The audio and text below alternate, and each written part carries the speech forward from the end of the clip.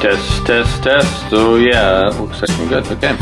I'm Phil Wyman, and this is the Wild Theology Podcast, where the world, the humans in it, and God are all wilder than we've been told. That's your intro. So, you'll get philosophy and theology and crazy stories that come from 30 years of pastoring, Boring. 20 years of festival work, Whatever. and the mud and blood of wrestling with the living in the spaces angels fear to tread. Ooh, trying to sound interesting, are we? Yeah, you think you got something to say? Yes. Yeah, that's the problem, dimwit. Like I'm a lot smarter than you think. Yeah, you tightened your shoes this morning. Whatever. We're Phil Wyman, and this is Wild Theology, where you get to argue with your own ideas. And lose. That's the point. If you would like to support this podcast, you can do so by going to patreon.com/Phil Wyman. Okay, so this is Wild Theology episode 37, and this is a dialogue with Matt Arnold, and I'm at his house, and he can say a word that you guys can't. Oh man, that's that town in North Wales that nobody can pronounce because it's like the longest in the world. So anyway, Matt does stuff that I've been doing in Salem and around the UK and US for a number of years. He hangs out with pagans. Mm-hmm. Yeah. What do you do that for? Because they're human beings just like you and me, and they're really quite interesting people to be with, and they're friends. Yeah. That's why I hang around with them. If they weren't friends, I wouldn't. Yeah. Why would you hang around with a bunch of people that aren't your friends? Oh, that's called church. No. Bing. And you are a vicar? What's the terminology for this? I haven't been collared. There's too many terms in the Anglican Church for me to understand. So you're a pioneer. I'm a lay pioneer minister for fresh expressions and a deanery advisor in evangelism. Okay. And yeah, that doesn't fit on the job spec, the CV very easily. Right. It's not something you can put on your door. No. And so you've been doing this for how long now? This is 4.5 years. It's 4.5 years. Yeah. But okay. In an official capacity, but I've been doing Forest Church since 2012. Okay, so some of the people listening won't know what Forest Church is. Forest Church, it's a movement it started off across the UK, but it's spreading across the world. It is meeting God, the divine, the eternal one, in the natural world, where the trees are your pillars, the roof is the canopy of the trees, the stars, the sun and the moon provide the light, the soundtrack is the birds and the other woods dwellers, and to all who come in peace, both seen and unseen, we bid them hail and welcome. Wow. And so you've been, now the Forest Church, you've been doing that longer than you've been this pioneer lay position. Yeah. So when did you start that? The Forest Church, yeah. About 3 weeks after Bruce Stanley, who was one of the architects along with Paul Cudby and Steve Hollinghurst. Right. Bruce started one up in, I think it was April 2012. Okay. And we started ours Pentecost 2012, so May time. Wow. So a few weeks after him, Bruce just put on Facebook, we've started this thing called Forest Church, and my wife and I, we'd been praying about what we could do to be a halfway house between the mind, body, spirit ministry that we'd been doing and church, because that's a big gap, and a lot of people that had gone to the mind, body, spirit fairs that we were encountering had been badly burnt by church and wouldn't go back, and but still had a love for Jesus, but didn't really have a love for the church. Right. So how long were you part of that, the mind, body, spirit outreach stuff? I'd been doing that since 2007. Okay, yeah. We don't have as many of the mind, body, spirit fairs are not as large in the US as they are here in the UK. We have some of them that are happening, and some friends of mine are in teams of it. But kind of give me a just like a quick breakdown of what you do at a Mind, Body, Spirit? So at a Mind, Body, Spirit fair, we were with a parachurch group called Journey into Wholeness, that had several groups across the country.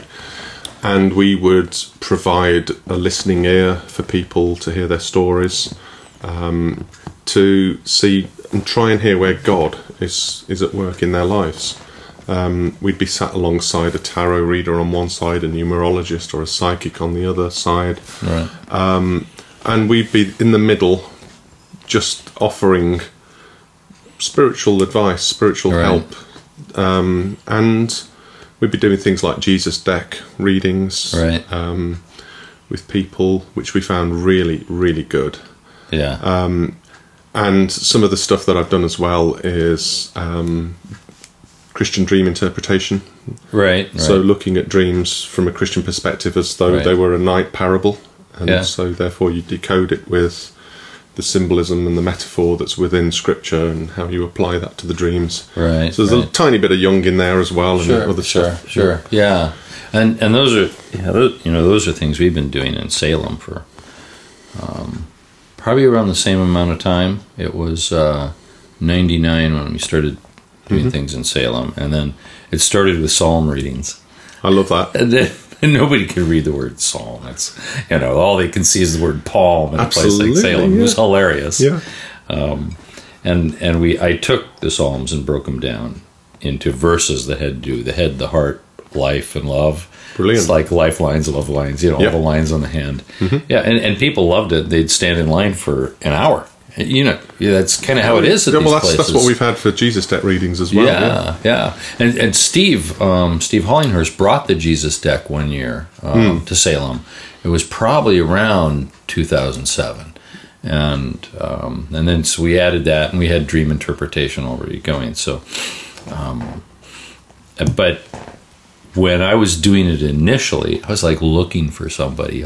Somebody else must be doing this stuff somewhere. And it was you guys. You were way ahead of us. I was like, look, they're already doing it. They've got teams of people doing it. I feel like I'm beating it out on my own here. I suppose the irony is that the Jesus deck was American in origin anyway. I know. Was it a Baptist guy who made it? Something like that, yeah. Reverend Ralph Moore, yeah.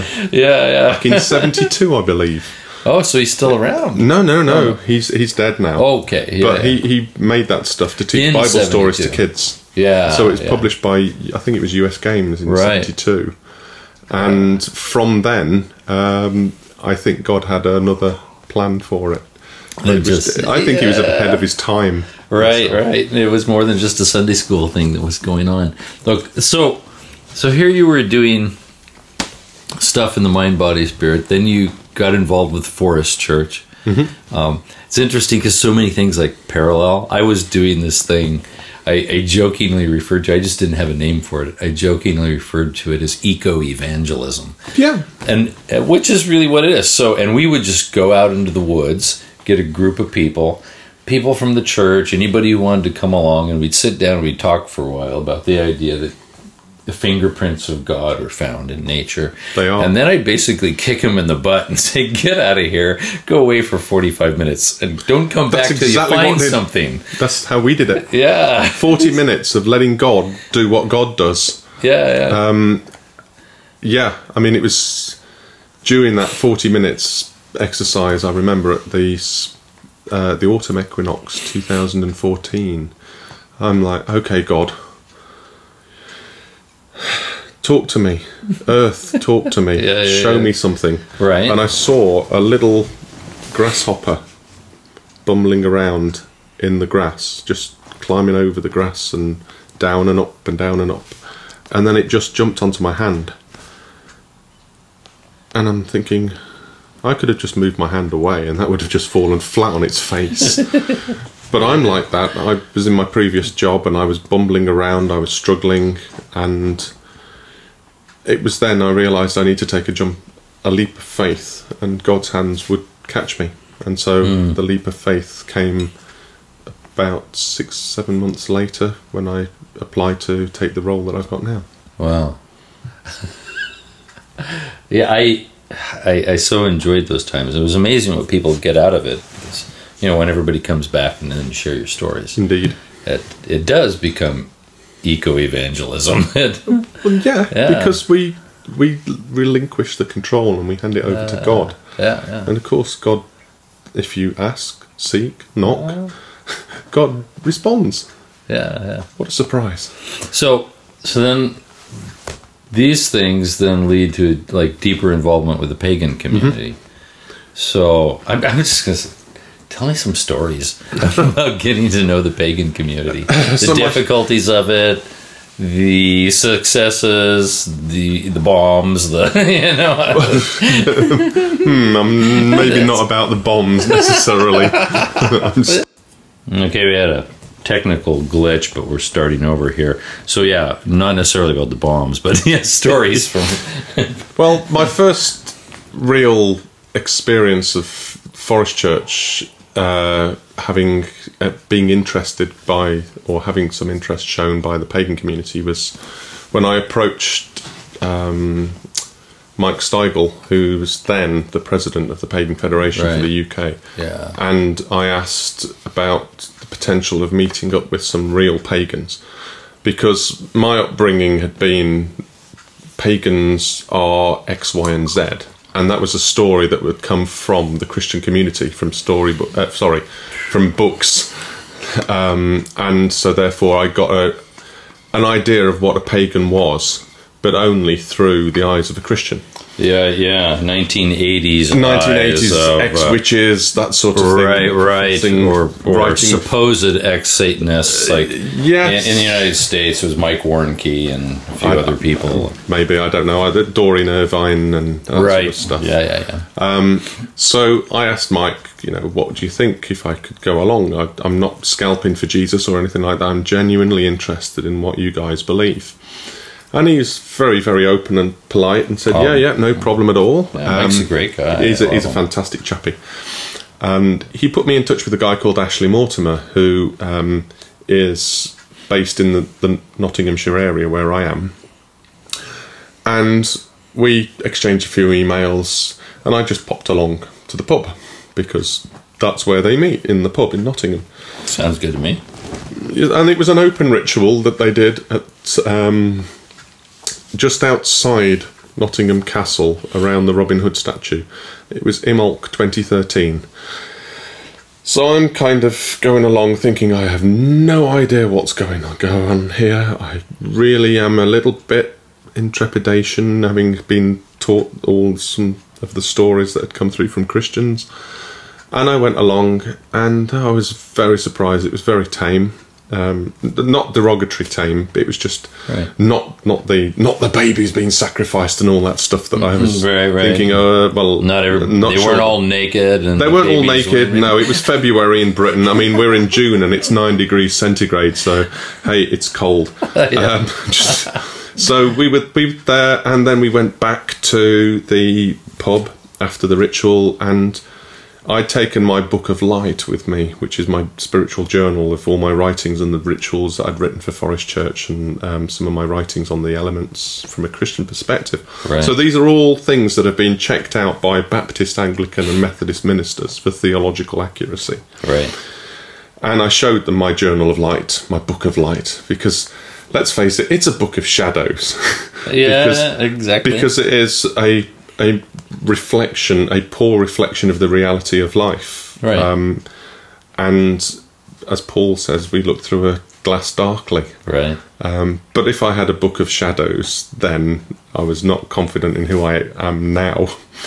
And I was just thinking that might be a bit concerning if people were seeing me with a book of shadows. What the heck is Matt up to? So anyway, they read through the stuff and they were going, Matt, you're writing pagan rituals. What are you playing at? I'm thinking, hold on a second. I'm writing pagan rituals that the pagans recognise as pagan rituals. But I'm also writing stuff that is Christ-centred, theologically accurate from Baptist, Methodist and Anglican ministers. As Vincent Donovan's foreword has, don't leave them where they are, and don't call them to where you are, however beautiful that may be, but have the courage to go together to somewhere new. And I'm thinking, maybe I've got potential of going somewhere new with this. Right. Plus, I was brought up as a very strict Baptist. Right. So we were cessationists, and we were warned that speaking in tongues was of the devil. We've just had Pentecost a couple of days ago, and I mellowed out and I asked for the gift of tongues, and I've prayed for the gift of tongues. I haven't yet spoken in angelic tongues, Pentecostal, charismatic style tongues, but I think I might have the gift of tongues in terms of being able to write material that is accessible to two particular groups. Right. So it's, I don't know. I mean, I don't want to sound big-headed, but I seem to have that knack. Yeah, I've got a gift of liturgy. Somebody said I've got a gift of liturgy. Sure. So I've seen the liturgy. I'd agree. Thank you. Well, I've written stuff since for Leicester Cathedral and Liverpool Cathedral when they had the Moon Museum, 7-metre diameter moon hanging from the ceiling. It's a beautiful sight, and we had a waning moon ritual underneath, where we gave over the things that we wanted to offer up to God, to the divine, to the eternal one, that we might make room for refreshment in the new moon phase. So we did that underneath the moon, and it was beautiful, and we had pagans and Christians in the cathedral worshipping together, which was a bit weird in the sense that you wouldn't normally get that at a cathedral. Yeah, I'm going to put a pause on this for just a second. Okay, so back from the technical muting. So it hasn't always been a smooth road. No. Trying to develop relationship. I know it hasn't been for me. There's times when it's been very difficult because, well, let's face it, Christians are pretty well known for, bait and switch. Oh, I thought you were going to say their love. No, yeah, well. By this you will know that you are my disciples. Wait, well, they don't know us, do they? Because we haven't shown that all the time. No. So, but we're kind of expected to have like a bait and switch. Oh, we want to be your friends as long as you come to Jesus. Yeah, and we'll give you about 30 minutes.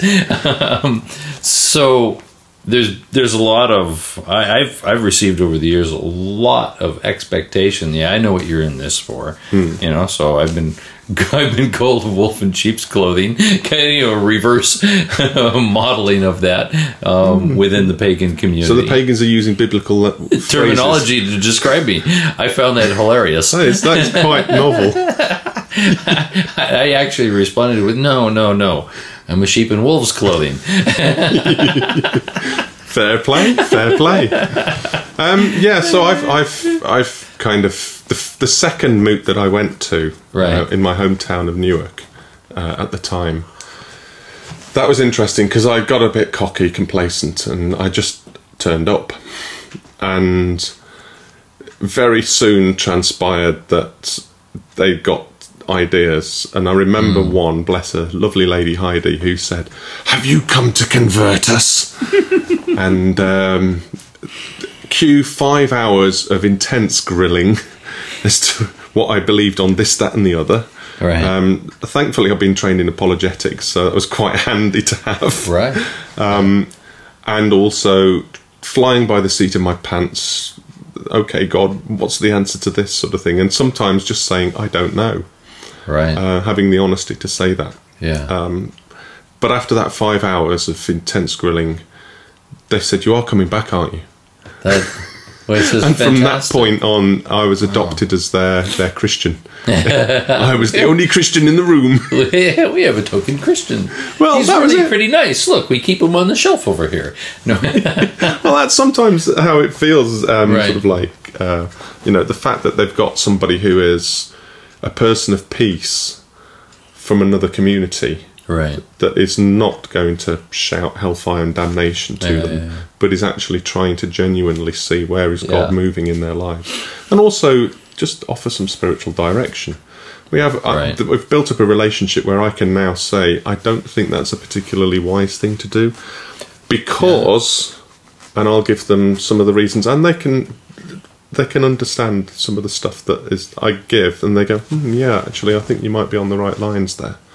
Yeah, that's and I've had those same experiences. It feels a bit like being Daniel in the Babylonian Empire, who now is leader of the occultists of various kinds, people who are doing the magic and interpreting the dreams, and he's the kind of like the chief honcho of them for a while, and the pastor of them. Yes. And so, yeah, there's a very real sense in which I felt there's times I'm pastoring some of the pagan community because they do trust me. I can't say that I don't want to say that I'm a pastor to the pagan community because I don't feel in these relationships it's something somebody has to give. Yes. Their trust has to be given to me. But there are times I'm definitely pastoring people Yes. who are not Christians. They're witches, they're heathen, they're druid, pagans of various sorts, and yet they're seeking me for advice and help. Well, I've had that with spiritual disturbances in houses and things, where they've asked for some help because they've said, "Oh, we haven't got the power to deal with this." And I'm like, "Well, I haven't got the power to deal with this, but actually, I believe I know somebody who does." And I'll bring him with me. yeah, he's there already. Yeah. So, but generally speaking, that's very, very low key, Right. and it has to be. Really, it's not something that I make sensationalist about it. Yeah, has that been a little bit of a, for people who are talking to you about kind of, and I don't think of it as, within ministry they think of working with pagans or ministering to pagans. I kind of think of it as living with them, Journeying with, yes. Yeah, definitely, and living among them. Yes, but when people ask me about it, whether they want it for a radio show, TV, or they just want to tell a story, there's always this push to sensationalize it. How do you avoid that? By not doing podcasts. You're too late. Whoops. No, I have a pastoral responsibility and pastoral oversight of people, and it's not about scalps for Jesus or anything like that. It's about person and who they are. Yeah. Who they are as a person made in the image of the divine creator. And it's about helping to help themselves foster that concept and that identity within Christ. Right. Or their understanding of the divine, of the eternal one. Yeah. And so therefore, for me, I wouldn't want to go on stage and say I'm, dealing with this, that and the other, and this person's turned to Jesus, and because that's a very deeply personal thing. Right. And I think in the UK and especially, it's a faith is a very personalised concept, and so. And actually, if you really want to go up on stage and tell what God's done for you, you do that, but you don't tell other people's stories necessarily. Right. I wouldn't want to do that, really. Yeah, and there's the pastoral demand to secrets remain secret. Yes. People's personal lives remain personal. And breaking that, it's almost anticipated when it comes to the subject of salvation. It's okay to break those personal storylines, but it's not. No, and confidentiality is so important. Yeah. And actually, I want them to be the best pagan that they can be. And I believe the best pagan is the one that finds their identity within the eternal one. Right. Within who Christ has made them to be. Sure. And to find their fullness within that. Yeah. So, do I want them to become Christians? Well, it depends what you mean by Christian. Yeah. Because Christian has got a very loaded word. Do I want them to become a follower of Jesus? Well, I think that Jesus has got some very good stuff to say on life. And it's tried and tested through 2,000 years, not 50 or 60 years or 20 years. Yeah. And there's a lot of wisdom there. And so I would just say, try it. Just like the pagans would say, try it. I'd say, well, try it. If you find some depth and some spiritual refreshment within the teachings of Jesus, Right. That's fantastic. I found some depth and spiritual refreshment in the teaching of the pagans, especially with the immanence of God within the creation. Right. And the natural cycles of the year. The will of the year is something that I've celebrated since 2009. Right. And I find great comfort in the fact that when it gets to winter time, it's not a depressing time. It's a time of rest. Yeah. In a frenetic world where it's all going busy, to be able to go with the cycle at rest, if it's good enough for the natural world, heck, if it's good enough for God, it's good enough for us, and we're designed to have these times of rest. Which is something that you don't really get in a lot of churches. You get busy because God's coming, so look busy. And we usually look busy and don't get much done.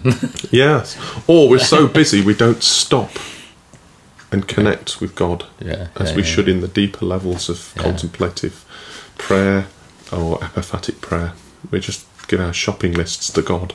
Right. And now, you've probably been accused on a few occasions of not being a Christian or not being a real Christian or whatever it might be. Yes.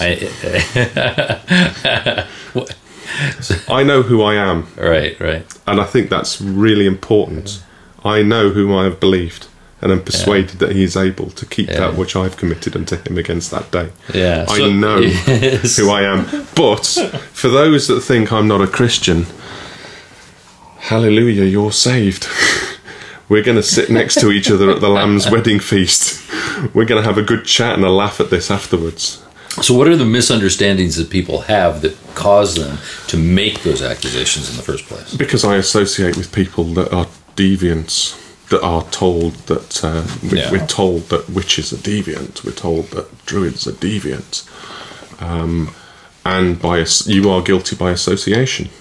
I think there's a whole lot of misunderstanding that comes from the Christians producing material that is not factually correct about other people's beliefs, and slanderous in certain occasions. Right. And as a result of that, you are hanging around with the wrong crowd. Well, if it was good enough for Jesus, it's good enough for me, because if he can come down to this earth and associate with us, then I can go and associate with another person made in the image of God. Right. They're my brothers and sisters. Yeah. It's crazy to think we've got these barriers. I'm not up for building walls. I like bridges better. Right. You and Pope Francis, right? That was his response to Donald Trump. Oh yes, yes it was. Yes, build a wall. Now let's take the bricks down and build bridges. That's right. That's definitely. Right. So, anything particularly coming up, like in the next little bit of time, with kind of working with the pagan community? Normally in August it would be Pagan Pride. I've spoken there 5 years out of the 6 that I've been going. That's a good long time. I've done a lot of talks. I've done talks on the paranormal. Right, I've spoken at Pagan Pride in Massachusetts. Yeah. But it's been a number of years since I've done that, and I love those times. We had a team of dream interpreters came in, and people just loved them. It's great stuff. I normally, because I'm on my own, as it were, pretty much in the area.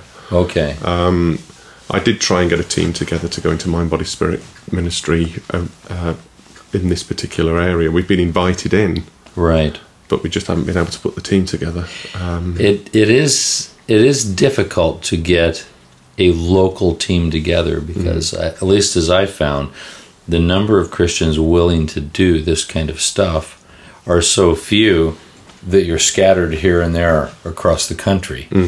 And which is why we started a support group online for people that are right across the world, really. Right. So I would have been doing Pagan Pride, but I'm not this year. Okay. I'm just waiting to see what God brings up, what comes next. I'm coming towards the end of my role, and as a result of that, I'm looking to see what the next steps are, and I'm excited. I'm really excited. I feel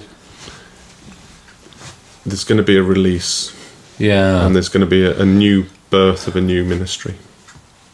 Yeah, I know that, of course, for me, the biggest transition ministry-wise was getting booted out of Foursquare and being excommunicated. Yes. And on one hand, it was deeply harmful. It hurt when people you know for 20 years turn their back on you because the subject is too hot to touch. Yes. But on the other hand, once it happened, I realized how many times I had held back from doing something creative I wanted to do because of fear of what so-and-so might think, district supervisor, the denomination. And once I was free, all of a sudden, I felt like, whew, okay, let's be dangerous. Crazy, yeah, exactly. I could be crazy now. It was a liberating little season, kind of an exciting thing to see happen. And so, really, for me, I just look forward with excitement. The body's response to it is the same, whether it's anxiety or excitement. Right. Well, the Bible says, don't get anxious. It doesn't say, don't get excited. So I'm going to go and be excited because God's got some amazing stuff in store. Yeah. And if it's weird, it's important to God. It's important to me. Yeah. And I'm weird as anything. And it's great.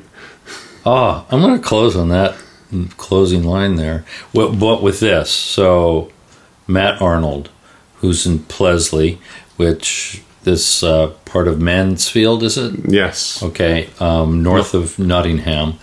And pray for Matt Arnold. Matt and Joe Arnold and their kids. Transitions are coming up. And there's not too many people that kind of talk with me and understand these things. So I think you rock. Thank you. I think you rock. Oh, thanks. So anyway, the Mutual Appreciation Society ends, and this was Matt Arnold. He rocks. So, God bless.